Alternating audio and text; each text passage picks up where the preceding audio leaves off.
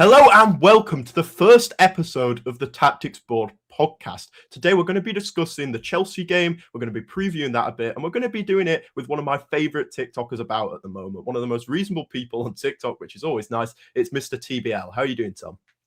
I'm good. How are you? Happy New Year. Yeah, Happy New Year to you as well. This is the second time we've done this because we've just spoke for 20 minutes and I didn't press record. It was a good We're practice back run. It again. was a good practice Exactly. run. So I think there's only one place you can start at the moment with Chelsea and Manchester City at the moment because we're related in this conversation as well, and that's with Enzo Maresca walking out. So I guess the first question is, are you happy with that decision? Would you have wanted to keep him? Yeah, I would have kept him 110%. I think he provided a lot of stability at Chelsea over the last sort of 18 months. But I think the problem with that is that it's become very clear in what we've heard since that his position became pretty untenable. That's not because of performance or anything like that, but his relationship with the people that employ him was completely broken, which is never a good scenario to be in. But with Chelsea fans, a lot of the issue is directed at the people above him rather than him. So I think that I think Chelsea fans definitely hold a bit more resentment to the board because they liked Maresca, but I don't think it's right to say that it's wrong he should have gone because his position was untenable, if that makes sense. But again, it's like the blame isn't on him for that. So I think it's interesting with him in regards to Man City because if we look at where his shortcomings were, I think it was very much in those smaller games. Like in the big games, I think he's a great coach. He was thriving, but then he'd turn up at like Bournemouth, for example, and lose or only come away with a draw. That is where Chelsea is suffering in the league. So I think my question to you is, do you think that is because of poor recruitment and him not having the players to be able to break down these low block structures, or do you think it's a problem with his style, his tactics, and his approach? I think it's a bit of both. I think the recruitment is 100%, as everyone in football, not just Chelsea fans, will attest to. There's a lot of questions around Chelsea's recruitment. I think their idea of trading players comes at the handicap of performances on the pitch a lot of the time. There's a lot of inexperience in the squad that Maresca's spoken to. We're the youngest squad in the league. And I think if he walked into City and he had how many Premier League titles has Foden won? Rodri's won a Ballon d'Or. Yeah. Haaland, who's probably the best goal scorer I've ever seen. I think he would be in a much better situation to win those smaller games. However, he definitely had some flaws as a coach. I think his in-game management was poor or too much at the time. I think especially this season, I think he's lost us a lot of games because he has managed to get... For example, Villa at the weekend. We're doing really well. Our man-to-man press against them is working really well. Emery brings on Sancho and Onana and Watkins. They change their shape in possession. They're a lot wider, and that stops our man-to-man press. And instead of trying to change the structure, Maresca makes a bunch of like-for-like changes, and Villa win the game. And we've gone from a game where at half-time it was 2xG to 0 to tied on XG and losing the game 2-1. So I think that Villa game, if City fans want to see a real issue with him and they understand the game to a certain perspective, I'd go and re-watch that game because I think that's the most recent example of him kind of throwing a win away because of his in-game management. And then also his out of possession stuff, he doesn't really deviate from the man-to-man press, which is another issue at Aston Villa or against Aston Villa at the weekend, where Emery found a really good counter to that an hour into the game. And instead of sort of bringing on another midfielder and sitting off a little bit, he just continued to try man-to-man press, even though it was very clear that Emery had kind of countered it. So I think those are his two big flaws. But I think at City, I think the inexperience, the recruitment is definitely an issue at Chelsea. So I think at City, he would be, I think, he'd be put in a better position to succeed. And you can't ignore the big game acumen. I think Chelsea can be competitive with any team in the world, beating Barcelona 3-0, beating PSG 3-0 in the summer. You know, what we did with 10 men against Arsenal, it didn't even look like we had 10 men on the pitch. So I think there's definitely things there that he can improve on. And I think City are going to be able to platform him better to sort of win those smaller games. Hmm. I think what's interesting as well is I look at the smaller games as something that's maybe easier to fix than the bigger games. Would you say that's fair? Yes, I think Jamie Carragher has said something similar to this, where he's talking about how Maresca has proven that he can kind of get Chelsea. Proved that he could get Chelsea to compete with basically any team in the world, Yeah, and that's a really important thing. And I think that it's small details that are costing Chelsea against small teams, but there's a lot of them that come into play, and I think yeah, those things are definitely more fixable than um,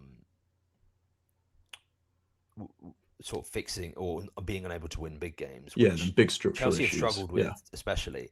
Then again, if you look at someone like Arsenal, Arsenal, I think, are a team that have a similar issue where they've been very good against very good teams, mm, but they'll drop points at home against Brighton, against Aston Villa, and against teams yeah. that they should be beating. I think that fits the argument that it is easier to fix, though, because I'd say Arteta's fixed that now to a certain extent. When you watch Yeah. Arsenal, they do control Yes. Yeah. Yeah. This every season, game it to was an 50. insane level. I don't think that's a problem anymore. Mhm. So Yeah, I think for what's sure. interesting at City as well is we have so much individual talent, like you mentioned. You've got Cherky, hopefully Semenyo soon, Doku, Haaland. These guys are just going to drag you through games.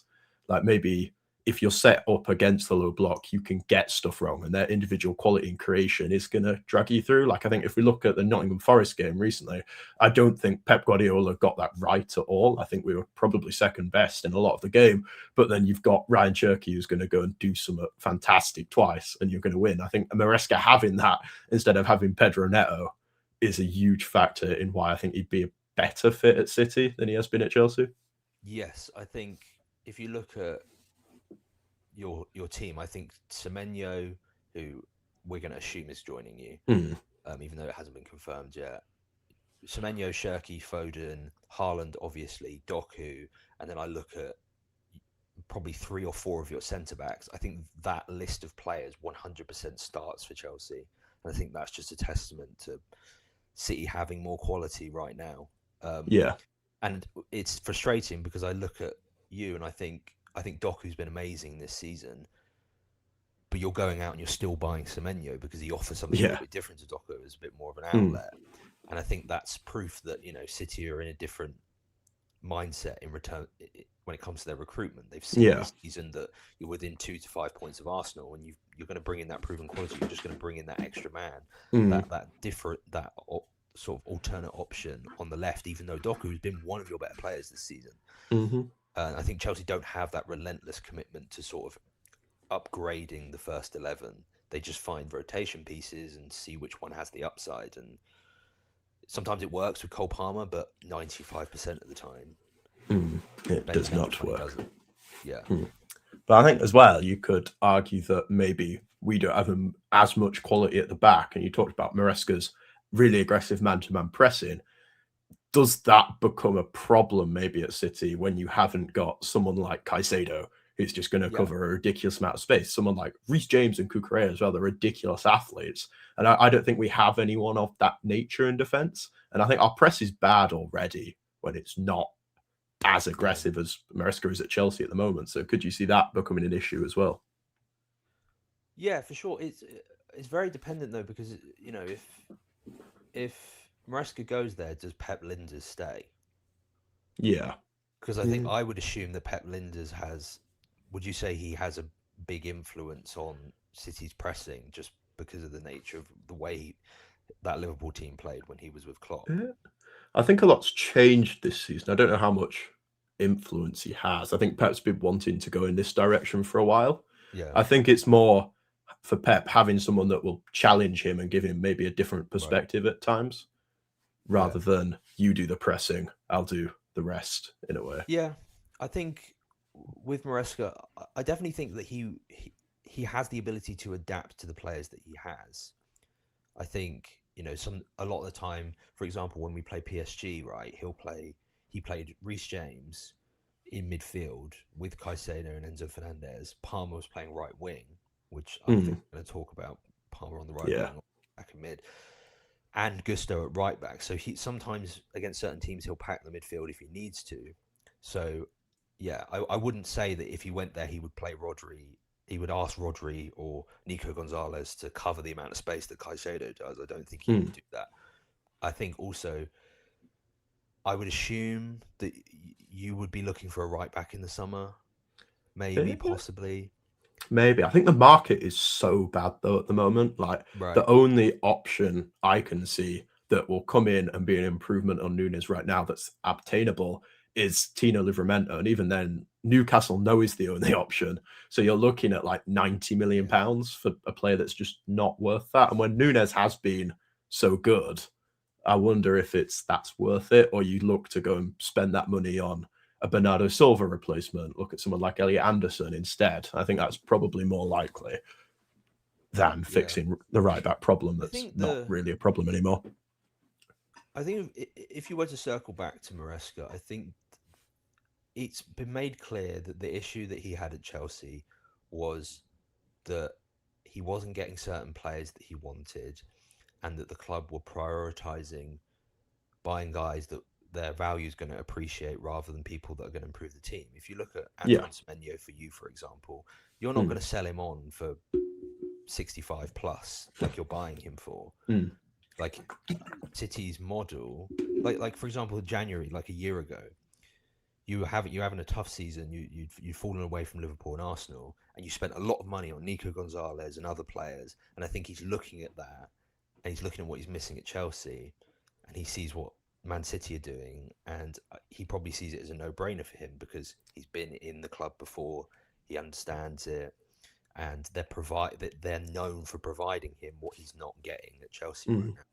Do you think there's a possibility someone like Cole Palmer could look at Maresca leaving, look at what's around him, and just think, I've had enough, and want to go to a club with a bigger vision? Let's just say Man City for the sake of it, and maybe Um, go with Maresca. I think a lot. Again, I think a lot of talk about that. I think is rooted in an idea that Chelsea are a lot worse than they actually are.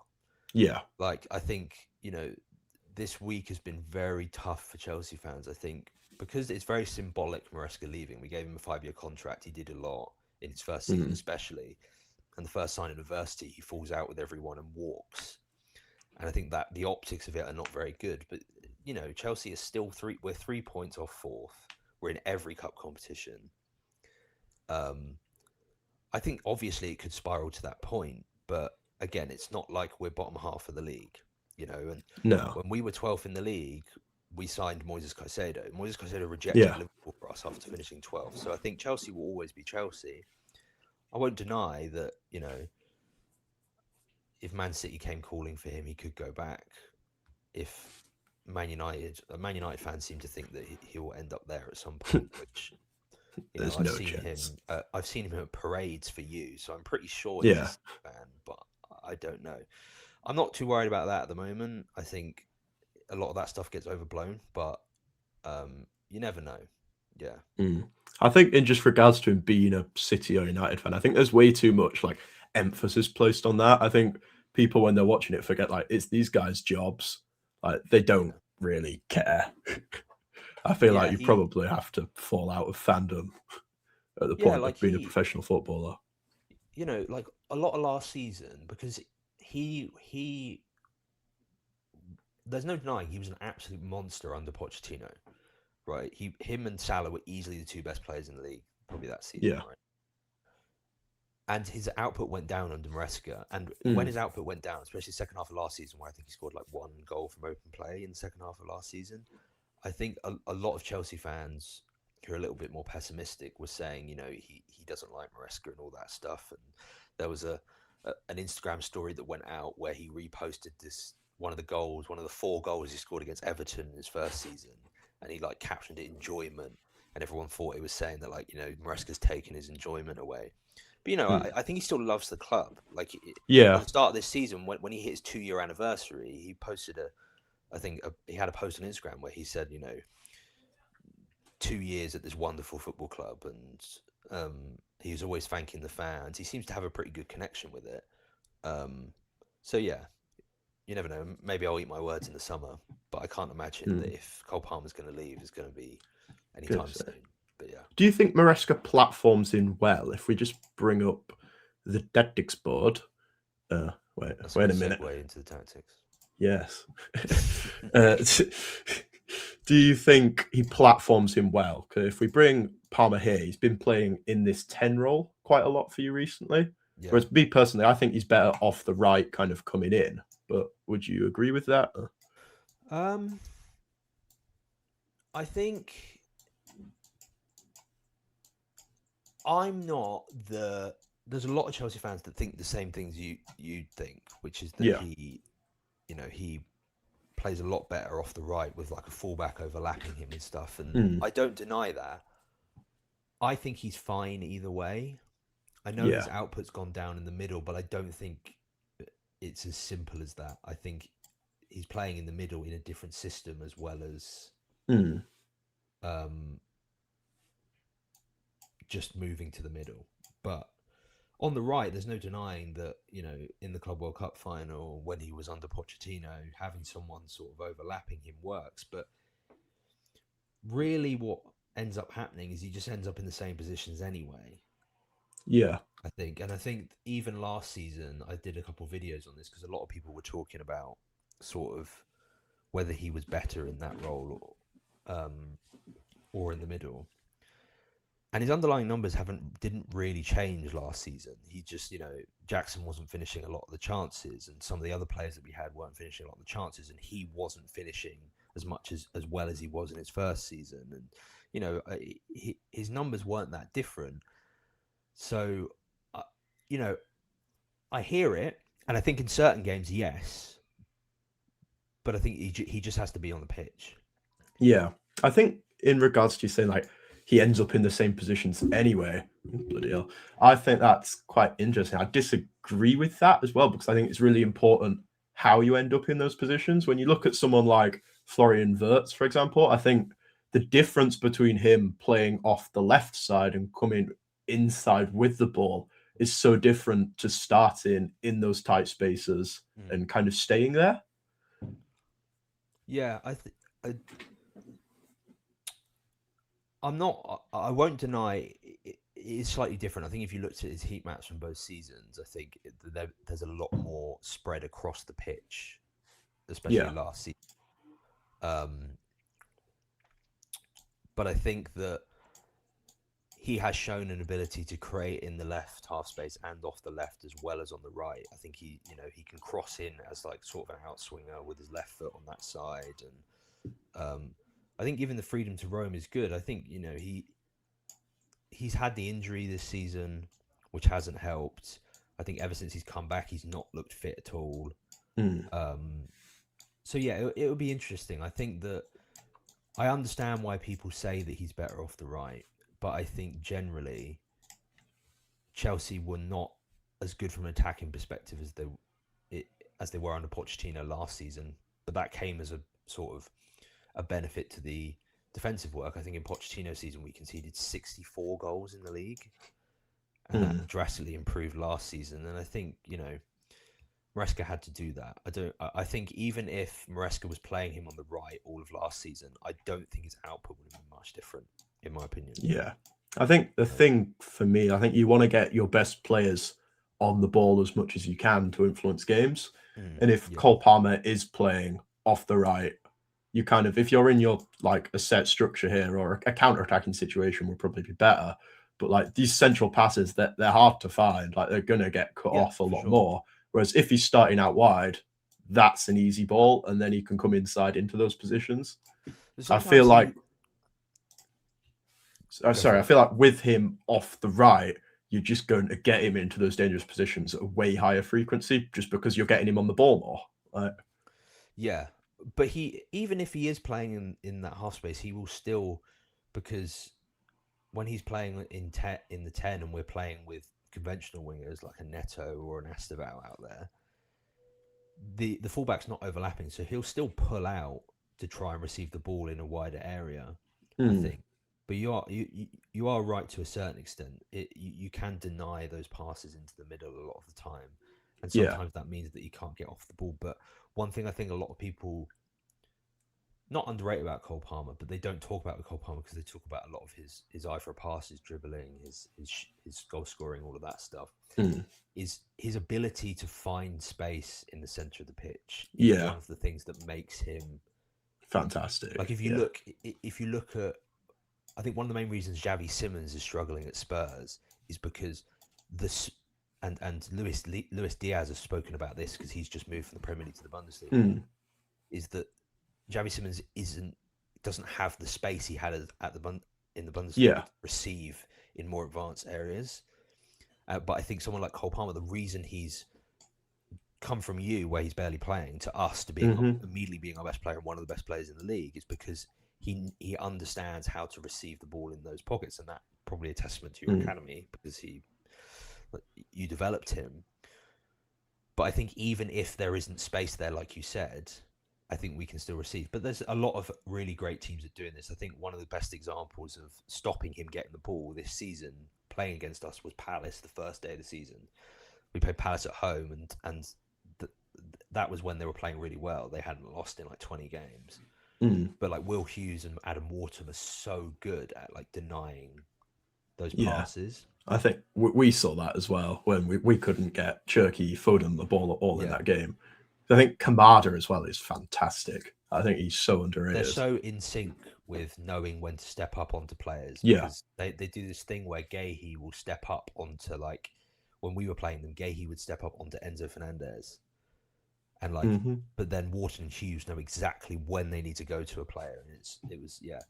But like that's the thing with the Premier League, is that Crystal Palace are sort of a mid-table team at this moment in time. I think they're 9th, but they're one of the best out-of-possession teams I've seen in Europe. Like, that's the nature of the Premier League now. And I think Cole Palmer, he's shown time and time again that no matter who he's playing against, he will find that space. I guess I do see what people say with the right wing stuff, and I think that Enzo Maresca has made a mistake not doing it more. I think, could you say it's dependent on the opposition then? If you've got like a fantastic block in the middle, maybe he's better out wide. And then if you're playing someone who's maybe weaker in the middle, like Manchester City, then that's where you want to start him in the 10 and have him in those positions. Because I think you're going to be able to find line-breaking passes past Foden, Bernardo Silva. Yeah, I think so. I think the thing with Chelsea, and it's one of the things that I think the recruitment has really not helped, is there is a lot of space for the wingers in this team.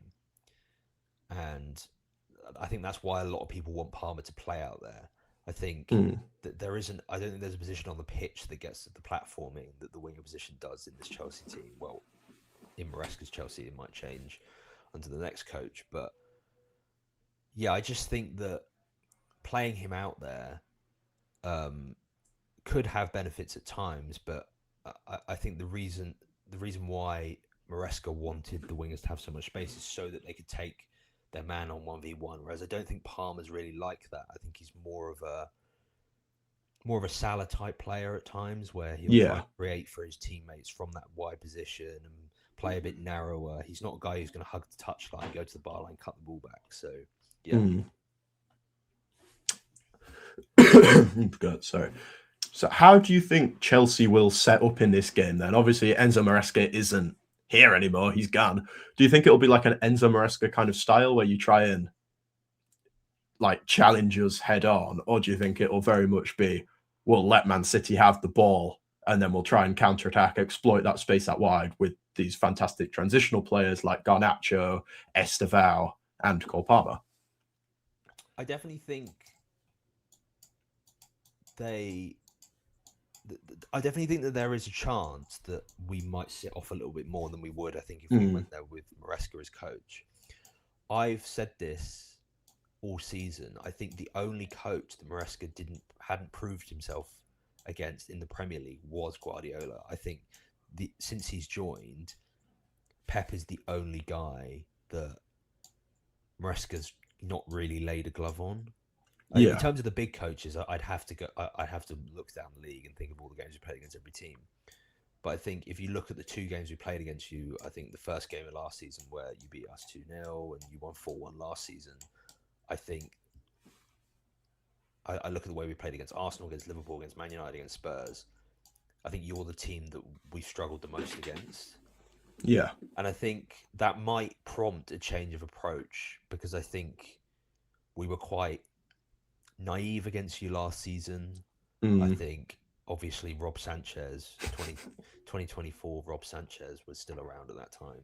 It seems like, even though he's been great this season, that was a factor. But then when you look back to when Pochettino was our coach and we came to the Etihad, we went 1-0 up with a transition, and then we defended our box until Rodri scored, I think, 10 minutes before the end of the game, and we drew 1-1, I think, or something. So I think there is a chance there that we do sit off to a certain extent and play that transitional style. And you putting, I saw Pedro and thought you put Neto up front there, but Neto up front is a possibility, because I think that João Pedro is definitely more of a facilitator as a striker. Yeah. And having more transitional threat could be good. And I think Pedro Neto is genuinely a decent option, especially in transition at striker, because it means you can get players like Esteval on the wing. So, yeah, I think it's a possibility. Unfortunately, our coach will be Callum McFarlane, who's our under-21 coach, and I know absolutely nothing about him. Surprisingly, I don't know anything about Callum McFarlane. So, who knows? It will be interesting, and that's the one thing. That's the issue with trying to do a predictor and do a sort of a preview of it, because you just don't know how Chelsea approach this game. Do you think there's a chance you go with Liam Delap? Because I look at João Pedro, Pedro Neto, and I think if the game is going in this kind of style where it's Man City attack, Chelsea clear it, I think if you have João Pedro or Pedro Neto, Diaz or Gvardiol, they can go 1v1 with them. I don't think they're a massive physical presence. Like when you maybe look at Nottingham Forest, I always forget his name. That Brazilian guy they've got up front, though, he's so physical, he can win those duels consistently. That's the one, thank you. Yeah. And drag you up the pitch. Well, I don't think Pedro Neto, that might be half, well, not Pedro Neto, but João Pedro will do that necessarily. And I think if you're dueling 1v1 and you're comfortable there, it then means Gvardiol can go or Nunes can go as well. And then you just get these relentless waves of attack that we see, I think, quite a lot against teams that don't have these big strikers. I think Delap is an interesting one, because he certainly is a physical presence. He's like 6'2", strong. Chelsea fans have learnt the hard way that he will just run into people. But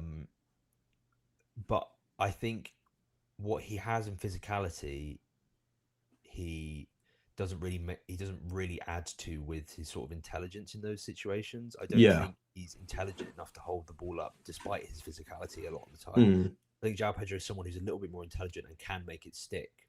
So I think João Pedro is definitely, he can be a bit of an outlet.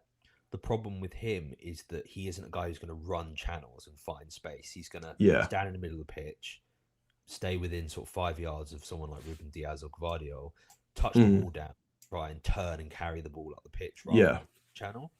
So it just depends what Chelsea want in that scenario. I don't know. I guess that's a question to you. Is like, do you think Diaz and Gvardiol are better at defending space, or do you think they're better at defending sort of one-on-one?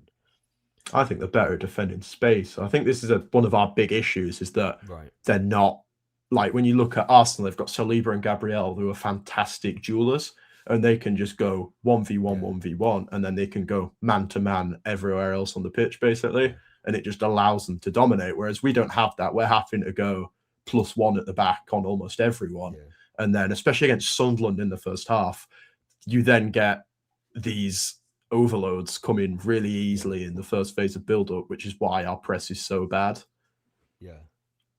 But I think, so even if you go with João Pedro, do you think you need the physicality? Because what we've seen Chelsea do a lot this season is, instead of going over the press, Rob Sanchez finding those like low-driven passes almost into his feet. Yeah, it's been a mixture of both. There's been a lot of times where Sanchez goes long. Newcastle away was an example of us going long. I think, to be fair, one of the things that actually changed the game for us, because we were 2-0 down at half time in that game. One of the things that changed the game for us was we were going along to João Pedro rather than the first half where we were going along to Neto. Basically, Yeah. we were trying to go because going long to the wide areas is something that we've done before. We done it in the Club World Cup final, and that was obviously really helped us. Mm. So it's very dependent on the opposition. But Sanchez has definitely improved distribution, but he's not Edison. And No. that's the problem, is that you can't rely on him to hit it on sixpence. But I do think João Pedro is a little bit more of an outlet than I think people give him credit for. Mm. Yeah. And then I think another big thing, obviously, is the lack of Caicedo in midfield because he picked up a yellow card in the last game. So he's banned, which is fantastic news.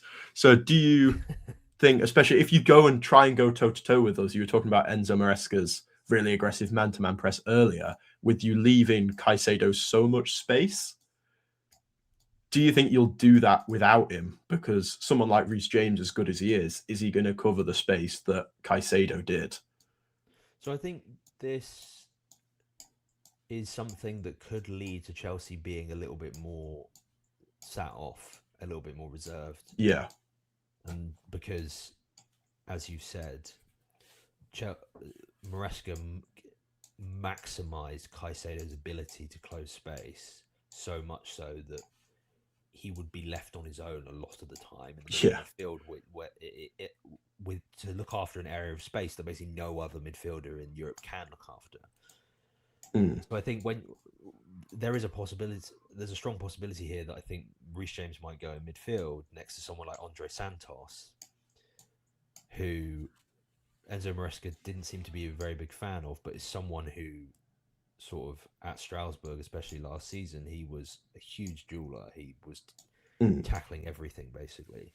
So he's someone that could come in and do that job, and he's done that job when we played Burnley, which is a very big swing in quality of opposition to Man City, but it's a good example of that. So I think that the Caicedo being missing means there's a strong chance that that midfield gets packed a little bit more from Chelsea. And you could even see Enzo Fernandez get dropped because Enzo Fernandez can't defend deep in a double pivot.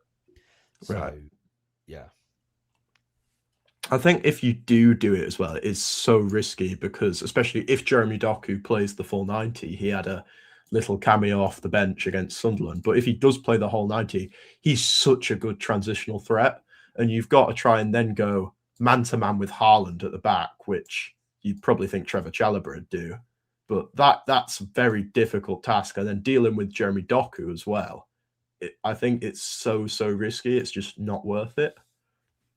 Yeah, so this would be this also might be one of the main issues with the man-to-man stuff. I think when we've played you, one of the reasons we struggled is, I think, because Doku and arguably Savinho, but especially Doku, are so good 1v1, I think playing man-to-man to them isn't a good idea. I think you need your winger to be working hard to sort of help Gusto or Reece James or whoever's playing right back against Doku. And then Haaland is also one that you don't want to be playing man-to-man against.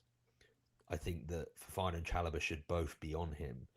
So I think that's maybe one of the main reasons why Chelsea under Maresca, such a man-to-man heavy team, have struggled. So yeah, I think that there's definitely some discussions to be had about, and it will be interesting to see whether Chelsea deviate from that, because if it was Enzo Maresca, I wouldn't bet on it, but because he's not there, I think it opens a whole load of possibilities as to what Chelsea could do. Yeah, I think again, Doku now especially, where he's such a good outlet as well. It's not just the 1v1 threat. If you get the ball to him, I think previously it's like, oh, he'll probably lose it, but also he could from the length of the pitch and score. Whereas now Real Madrid is such a great example of him just keeping the ball relentlessly. He's so efficient now too. I think he's one of the best wingers in the world, to be honest. I think he's amazing. I think Doku he's been primed to do this for a while now, in my opinion. Because I think he absolutely wipes the floor with basically any other winger in Europe in terms of box entries. Like Yeah. he enters the box like 9 times a game, which is insane. Like carries the ball into the box is what I'm Yeah. saying. And I think that is always so useful as a winger. And I think once everything else comes together, basically his decision making and when to shoot, when not to shoot, when to pass, and finding that pass, he was always going to be lethal because if City have possession or they're on a counter attack and they give it to Doku, 9 times out of 10 the ball's ending up in the penalty box in some scenario, which is a really good position to be in. I think Garnacho is obviously nowhere near as good, but he's a similar kind of vein to that for you. Yes, and I think if you're going to sit off, if Chelsea are going to sit off, Garnacho has to play because I think especially with Nunez being there, I think Garnacho he gets a lot of stick from a lot of Premier League fans, but he is one of probably, I think, maybe the best off-ball runner as a winger in terms of off-ball runs in the league. I think the way he relentlessly goes in behind defences makes him a really good transitional threat. And I think that Maresca has failed to sort of platform that a lot of the time. But even if it's not in transition, even if it's in safe possession, he will still find a run or some space in behind the defence. And I think that is something that if Chelsea sit off, I think he's the person that you want to look at. I think a lot of people gravitate towards Pedro Neto for a lot of reasons because he's so fast. Yeah. He has had those transitional moments, but I think in terms of the relentless ability to run in behind and find space, sort of 90% of the time, I think Garnacho is one guy that could be dangerous, especially against Nunez, who I think is probably the weakest part of your team, right? Yeah. I think Nunez has been amazing this season. I think that's harsh because if you look at his performances, I'm the type of guy, I hate people that aren't Chelsea fans giving opinions and then being wrong. So I don't want to be that non-City fan that shits on Nunez. But I think I shat on Nunez until about 2 weeks ago, so I think it's all right. But it's that there was a performance against Real Madrid up against Vinicius Junior, and Vinicius Junior hasn't been like a world-class winger for like this season. He's not at his best year, but still Nunez was fantastic. I think he shut him down 1v1 almost every time. I think his improvement has been like unbelievable to the point where I'd have him in like the top 3 or 4 right backs in the league this season, like easily. I think he's been amazing, especially what he does defensively. Going forwards is where there's questions, but defensively I think he's superb now. Do you think there's possibility for something like this where maybe João Pedro isn't the outlet and instead you push Garnacho up to have a high and wide outlet? Yeah, I think that's definitely possible. There's so many things, like when I have conversations like this, I get really creative in my brain and I'm thinking right now, does Palmer play false 9? And then we defend like in a 3 in midfield or something. But I think that because João Pedro, sometimes he will sort of track back centrally a lot of the time. If there's someone running off of him, he'll try and track that run. And I think he's someone that would do that. Whereas I think Liam Delap is more someone that will play off the shoulder a lot of the time. So I think that could be useful as just having an extra body in the middle there because, I think if City are controlling the game in the middle of the pitch, you're not winning. Yeah. so I think these are, like you say, the middle of the pitch is the area you want to shut down, especially if you've got, say, Bernardo comes out wide, you've got Cherky in there, Foden in there, Rodri back in there now as well, who is like so underrated, I think, for his creativity in the final third. Yeah, for sure. Doku as well comes in there. Like there's so much technical quality that you need to pack it as much as you can to be able to shut that down.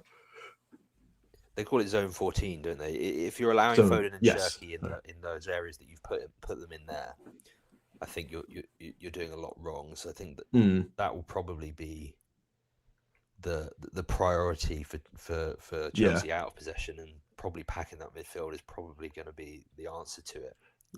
I think you're a bit unfortunate that Doku is back. So what we've seen a lot of teams do recently is basically set up like this, just with 11 players in zone 14 to stop anything going through there, and then just allow these passes to O'Reilly out wide and just let him cross it, because we don't have a massive aerial threat apart from Haaland. It's similar to Maresca. Yeah. It's similar to Maresca. Like Maresca's football is sort of like this, where the wingers get 1v1s all the time.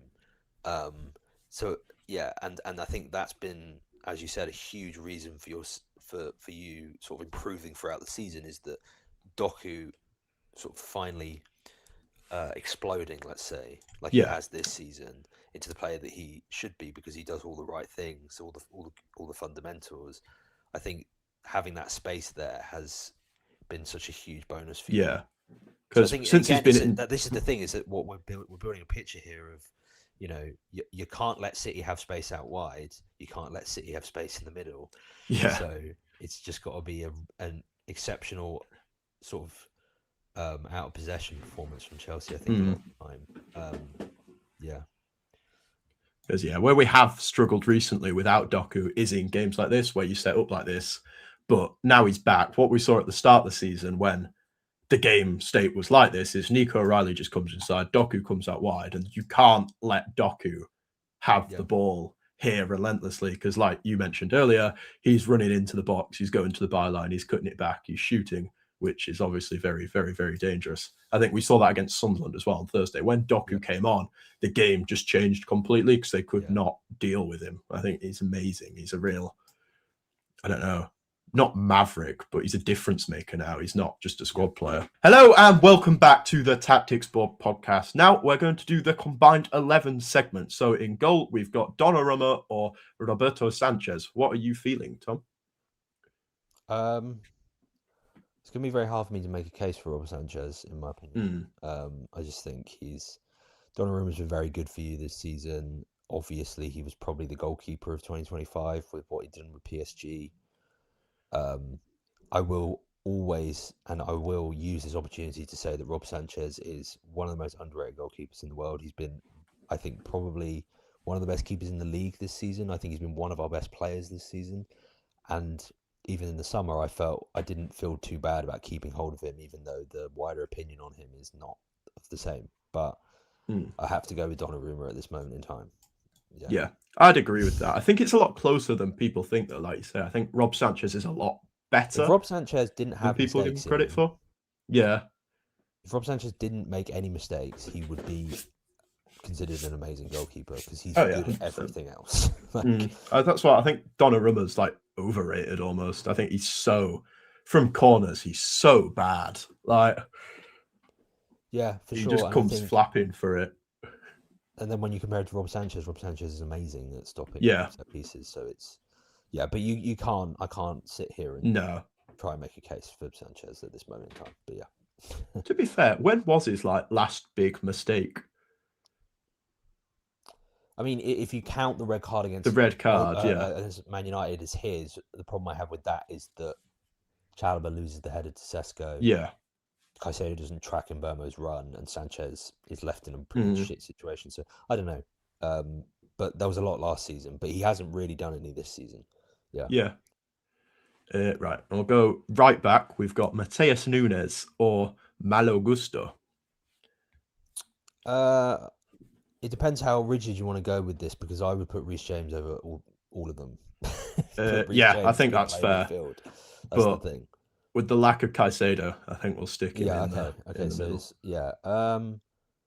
I'll still give it to Gusto. I know you said Nunez has been great this season, but I think as a right back, I think Gusto is heavily underrated. I think he's one of our best squad players. I think he's shown he can play midfield. He's got the technical ability to do that, but as a marauding right back, I don't think there's too many better than him in the league at that sort of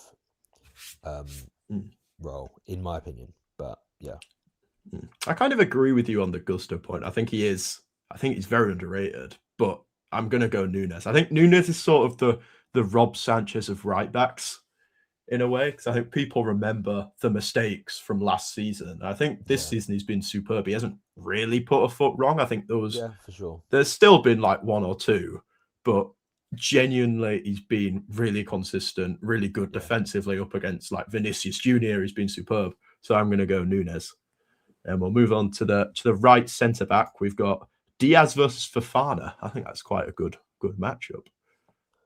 Um, I don't know what your opinion on Ruben Diaz is because I see a lot of City fans.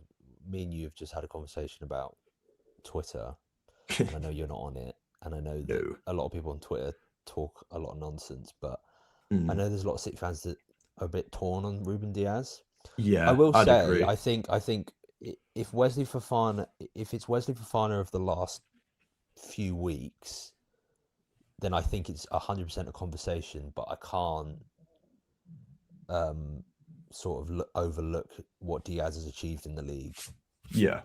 as a centre back, and you know he started for City for how many years now, treble winner, all of that stuff. Mm. So I just think that I think Chelsea would be a marginally better team if we had him at centre back instead of Fofana. Yeah. I would go Diaz as well. I think I kind of understand where people come from when they talk about Diaz in that kind of yeah Yeah, region, because I think mainly what you look at with a centre back is can they win duels? Can they run in behind? Are they great defensively? I think yeah, in the system we play, naturally, a Man City centre back is very exposed when they become exposed, right, if yeah, that makes sense. When they're in an uncomfortable situation, it's like hmm normally 3v3, something like that on transition, where it is really yeah, uncomfortable, which isn't going to make him look great. But Diaz on the ball, I think, so underrated. I think he's yeah, outstanding to play, which is more important really in a Pep Guardiola system. He's fantastic. And then also from the like leadership perspective, when he was out, our like press was a mess. Our backline yeah, organization was a mess. So I think Diaz does so much of that, and people don't really think about that. hmm for I think, sure. yeah, he's superb. I'll go Diaz. And the next centre backs we have Chalobah versus Gvardiol. I think that's quite an easy one.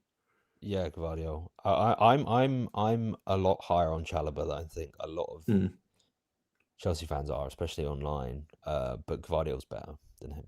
yeah, I Yeah. think I have a soft spot for Chalobah as well. He used to play for Huddersfield back in the day, Yeah, I ages think that ago. I quite like him for that. the issue Chalobah has in this system is because he's playing on the left and he's right-footed, he can't pass the ball as well. He can't progress the ball as easily. And I think with Gvardiol, Mm, he's I don't think there's many better ball players no, no, at the position than Gvardiol. I think if this was Colwill Gvardiol, that's a really interesting argument. But yeah, mm, Chalobah, Gvardiol over Chalobah, obviously. yeah. I think for me, Gvardiol's one of the best centre backs in the league. I think he's Yeah, for sure, fantastic. 100%. Like Yeah. I love him. He's amazing. I think that's really easy. Gvardiol. Ooh, that's good. Left back Kukurea versus Nico O'Reilly.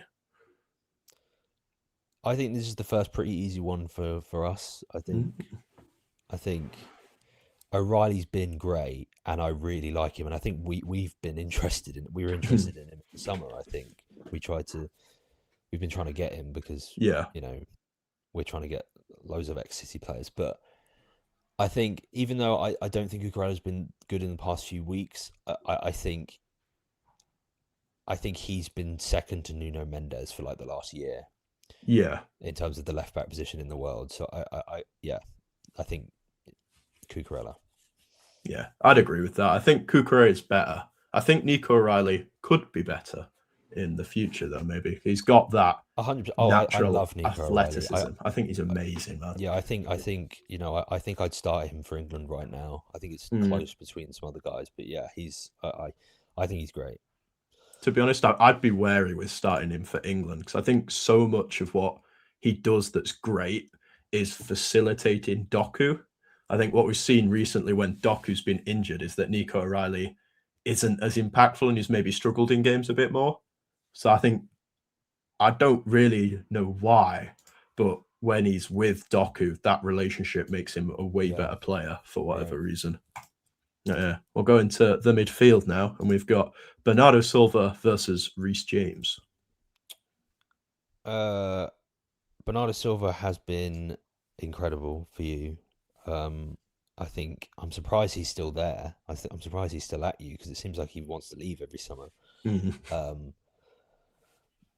But Reece James is my favourite Chelsea player. He, in my opinion, is not only one of the best fullbacks, in my opinion, easily the best right back in the league when he's playing right back. I think he's one of the best players. Period. I think, I don't really have to think about this one in my head, but yeah. Yeah, I'd agree. It is Reece James easily. I think he's arguably one of the best players in the world at the moment when he's at full fitness, which is always the thing with him, in it. Which I think maybe is a bit unfair recently because he's been fit for a long lot time of now. people, yeah. So I think our most recent game against Bournemouth he's been fit for exactly a year that day, which is huge for him because, as we all know, he's struggled with injuries. Yeah, and I think a lot of people have been talking about this, but I think he's the answer to which player in world football would you want playing every position at the same time. Yeah. And that's a testament to how good he is as an overall footballer. Yeah. Yeah, I think it is Reece James easily. Bernardo Silva is so underrated still. I think so many City fans again want Bernardo out. I think he's still so important to what we do, especially out of possession. He's fantastic, but he's not as fantastic as Reece James. Next one, we have Rodri versus Enzo Fernandez. Yeah, I mean, I think if Caicedo wasn't suspended, I think Caicedo would be up against Rodri in this discussion, and I think that would probably be the best and most interesting comparison of the whole team. But I think, I can't sit here, and even though he's been out injured for almost a year now, or over a year, I don't even know. I can't make a case for Enzo. No, yeah, it is winner. Clearly Rodri. I think I forgot how impactful Rodri was as well, just because we haven't seen him for so long. And he came on Thursday against Sunderland, and he's just unbelievable. Like, in possession, Sunderland in the first half had us pinned into our half, like pressing really aggressively. Rodri comes on, and then everything flows through him. Every time he gets on the ball, it's one touch, two touch, straight through the lines, bang, bang, bang, we're through the press. And we're playing through this press now that we couldn't break through at all in the first half every time because Rodri's on the pitch. He's just it's happened a couple of times this season, hasn't it, where he's just come on. And you were struggling in a game, and he's come on, and it's just completely changed. Like, the control you've had in the game is, he's just, he won that Ballon d'Or for a reason. I think that year he was the most influential player in football. A lot of people have their own opinions on whether defensive midfielders or deep midfielders should win that award, but there's no denying that he is one of the needle movers in world football. For sure. Do you think he should have won the Ballon d'Or, out of interest? Yeah, I think so. I think the season he had, I think he was the best player in the league. The season before, winning the Euros, even though he did come off at half time in the final, which I still curse England for not taking advantage of that. I don't think like Vinicius Jr. or Jude Bellingham had outstanding enough seasons to warrant them having to win the award in the way that they sort of, Vinicius and Real Madrid especially threw a tantrum when they found out they hadn't. I think the impact that Rodri's had on Man City and football in general, and the way he's proved himself as a needle mover, as a player, I think he's deserved that level of recognition. I think for a while. I think I'd agree with that. I'd find it amazing at the time that it was such a debate, because I don't think Vinicius Jr. had like a superb attacking season with insane output. It was like a very good season, but normally you wouldn't expect it to be a Ballon d'Or year. Like, I think Vinicius he was very clutch. Himself had better seasons. I think it's because he was very so clutch was in the Champions League. I think that's what it was. He was coming up with a lot of goals throughout the knockouts and stuff like that. I think if he'd won the Copa America with Brazil that year, I think then you've got a conversation. But he didn't, and Rodri won the Euros. So Hey, we got Garnacho versus Jeremy Doku. I think that's quite an easy one again. Yeah, I probably sit on the more positive side of Garnacho than most of the Chelsea fan base do. But Doku's been. I think him and Semenyo have been the two best left-sided attackers in the league this season. I'm a big fan of Doku as well. I'd if I was given the opportunity to swap them, I'd do it in a heartbeat. So yeah. Yeah. Yeah, obviously, I'm going Doc as well. I think we talked earlier about Garnacho kind of being not a similar profile, but similar to Doku in terms of having that potential to just go boom, Yeah. which I think is quite interesting. I don't think many people give him credit for that, but I think you're massive on the fact that he's carrying the ball into the box a lot, he's shooting a lot. That gives you the potential to be fantastic. For sure. Yeah, no debates there. And then that's a good one as well. Off the right, Esteval versus Ryan Cherky. Probably two of the future best players in the world, probably. A lot of people would say. How old Cherky? 21, 22? 21, I think. That could be wrong, though. I think in 5 or 6 years' time, I think these two will be right up there as two of the best players in the world, probably. This is actually probably the hardest one. Yeah. Because I think what Cherky has on his side is that he's more of a mainstay in City's team than Esteval is in Chelsea's team. But I think that I don't think that's Esteval's fault. No, I think he is just the impact he's had when he's been on the pitch, like even when you look at against Bournemouth, like he was our best player. Most of the games he's played, he's been our best player. Like I'm splitting hairs here, so I'm going to have to be biased as the playmaker and say Esteval, but I have no problem with either. Yeah, I think I'm also going to be biased and go with Cherky, but I think just what he does creatively is like insane. Yeah, the numbers, sure, the numbers he's dropping are like they're the best creative numbers in the world at the moment. When you look at like XA per 90, I think what he's got against him is he missed that big chunk at the start of the season.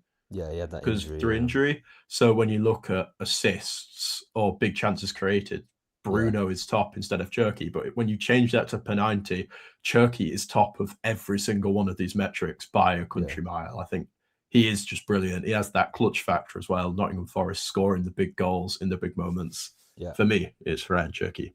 This is a good one as well, actually. Palmer versus Foden. Foden's got the accolades. I just think Palmer's a better player. I think that's fair. This is also probably one of the more interesting ones. 100%. I think Foden's having a better season, but I think Palmer was injured for 3 months.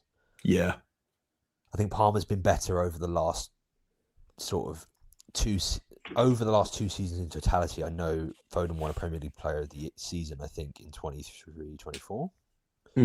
But I think if you look at how poor Foden was last season and how good Palmer still kind of was last season, I think Palmer has sort of the longer-term form on his side. Yeah, Foden has the accolades on his side. But I think if I look at them as players, I wouldn't swap Foden for Palmer if I'm a Chelsea fan. Yeah, and I think that's fair. I think Palmer. I wouldn't be surprised if most City fans would do the vice versa. They wouldn't swap Palmer for Foden. But yeah, I think they both suit the systems they're in really well. Yeah, for sure. Like I don't think Foden wouldn't do what Palmer does at Chelsea, but equally Palmer wouldn't do what Foden does at City, because I don't think he's as good in the kind of those tight spaces. Like that zone 14 is the Foden zone, which is where Foden plays all his football, really, for us. Yeah, I think that it's quite interesting because they're compared naturally because Palmer used to be at City. They're playing a similar position, but I think Palmer's a better passer. I think he's a lot better when there's a lot of defenders in front of him, in the sense that he can drop deep and affect the game a little bit better than Foden can. I think Foden is a better ball striker, but I think Palmer has better goal scoring instincts.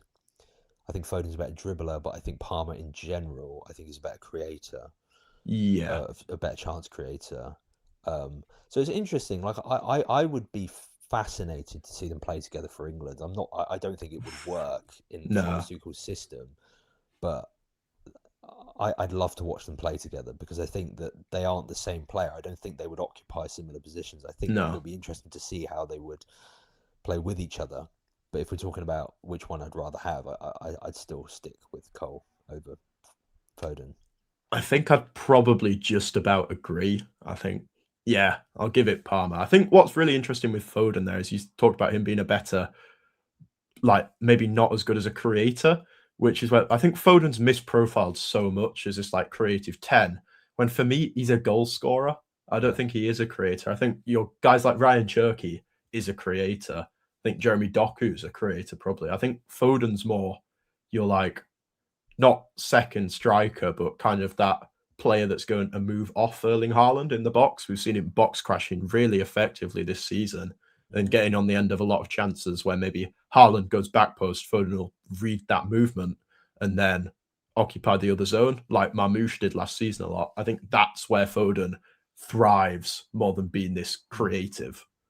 Yeah, I think I saw online on Twitter, someone was sort of talking about how Foden had been scoring a lot of really great goals this season, and they were talking Mm, about how like who's a better finisher, and that's where my thing comes from of like Foden absolutely rips the ball from yeah. the edge of the penalty box. Like I don't think there's many better ball strikers from the edge of the penalty box than him in the league.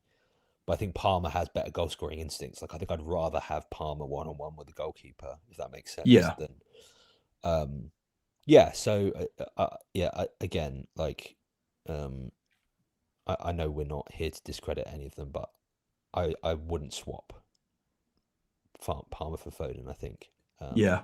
and that's my deal breaker. But I'd love to see them. But I'd be interested to see them play together for England. Mm. If I'm being honest, I don't know how Tuchel would make that work, but yeah, I'd be surprised if either of them starts though. yeah, for sure, 100%. Yeah, with the way it's going. I think I'd agree. I don't think I'd swap Foden for Palmer just because I don't think Palmer fits the system, but I think Palmer is a better player overall. Right. Yeah. So I'll give it Palmer. We've done Shirk, haven't we? Right. João Pedro versus Erling Haaland, a very, very easy one to finish. Yeah, João Pedro. Yeah, Very good. obviously, man. João Pedro. That's it. Yeah, Haaland is, in my opinion, the best pure goal scorer I think I've ever seen. He is, I think, only. I think maybe you can make an argument for Messi. I think it's him or Messi, but I think the way in which he constantly finds himself in the penalty box, like Mm. one of the things that really annoys me around the discourse around Haaland is you've got people like Troy Deeney saying that they'd score 20 goals for Man City. No, you wouldn't. What's worse? At People do least not Troy Deeney's a understand, like professional people footballer, like though. this. What annoys me about strikers, and Haaland is like a really good example of it, is people say that strikers just like they talk about strikers if they stand in the middle of the penalty box and don't do anything and wait for a Yep. pass to come to them. It's like no, he's so good at finding space in the penalty box. Like this is an Mm. art in itself.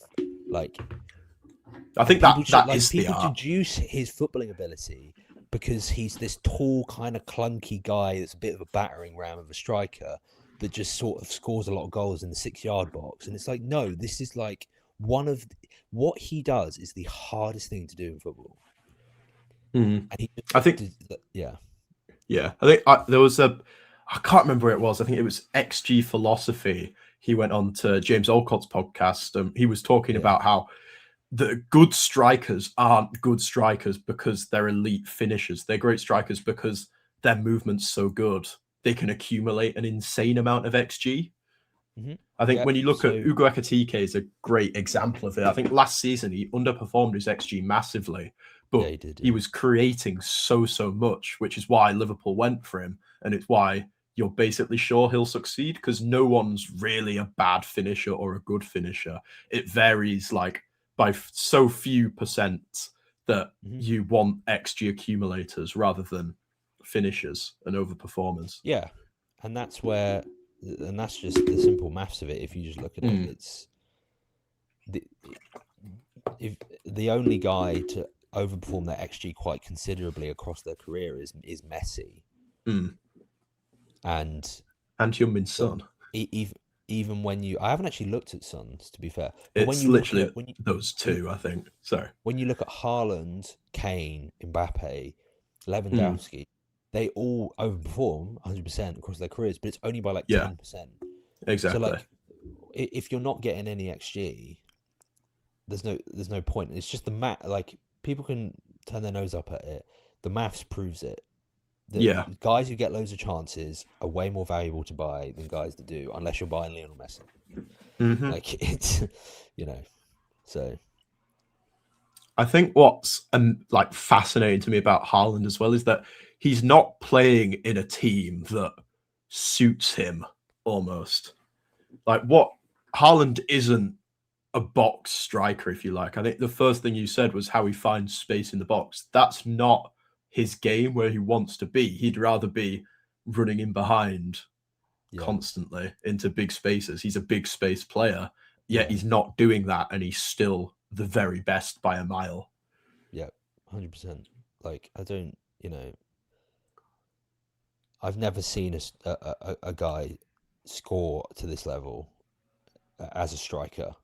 I think, as I said, I think Messi and Ronaldo did it a lot, but they were doing it a lot when they were playing sort of not at striker. Yeah, Um, I think him as a pure nine, I've not seen anyone better than him at just scoring goals. no. Yeah, I think just to go back to the point of buying XG accumulators rather than goal scorers, if you will. good Do you think finishers. Mateus Nunes could make a not Mateus Nunes, other Nunes, Liverpool Nunes, whose first name I can't remember. Do you think Darwin he could Nunes. make a come? That's the one, Darwizzy. Do you think he could come back? I think I think he's worth a punt for a lot of teams because Hmm. as we're trying to get at here, he gets a ton of chances. But he underperformed massively for like a considerable amount of time at Liverpool to the point where I Yeah. think people just don't want to touch it. Hmm. Because it wasn't even like he had one season where he was bad and then he was kind of good the Oh next season. no. What the entire time he was at Liverpool, he was just a really bad fit. Like he didn't Yeah. finish chances well.